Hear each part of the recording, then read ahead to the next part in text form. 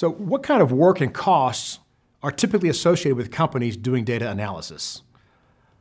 Well, it depends on how much they've invested in their data analysis tools. So a lot of the smaller companies are relying on forms that are filled out on the plant floor that then someone takes those forms and then compiles them in a spreadsheet. So they're typing numbers into a spreadsheet because they're not doing any analysis until it gets into some way that they can combine data together and look at the numbers that way. But someone has to do that, convert the paper into a spreadsheet.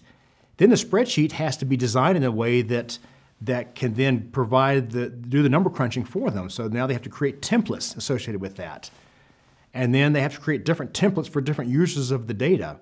So it's not uncommon when I ask people, I see them doing this, and I'll ask them, so how much time do you spend doing this? And they'll go, well, not too much time, but I guess I'll come in early, 3 days a week, about an hour early, I'm rolling up, I guess maybe like 10, 15 hours a week I spend doing this. And then they start realizing it's a lot of time.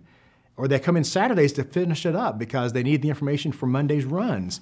And so there's a tremendous amount of money put in and effort and time putting into crunching and analyzing data, even with computers that have spreadsheets and templates. Someone is still having to convert the data and put it in a way that's consumable for all these different users of the data. It's very expensive.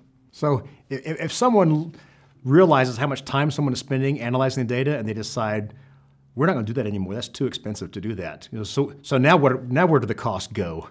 Well, the costs go into not knowing what's going on. So I rarely see someone or a company saying, stop doing the analysis because it's not any value. If you're taking too much time, they'll just maybe hire more people and spend more money in the analysis as opposed to stopping it, because the stopping it could be catastrophic.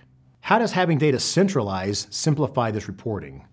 Well, it's fantastic to have, rather than going from forms to spreadsheets to templates to different templates for different customers, if everything were going into one centralized database, then the data are already in a format that's consumable, and it's all in one place, and the entry point's not a piece of paper, but the entry point is right into the database. So you've cut all that out, and then if the software provides the user the ability to create the visibility of the data for different users, it's pretty much automatic.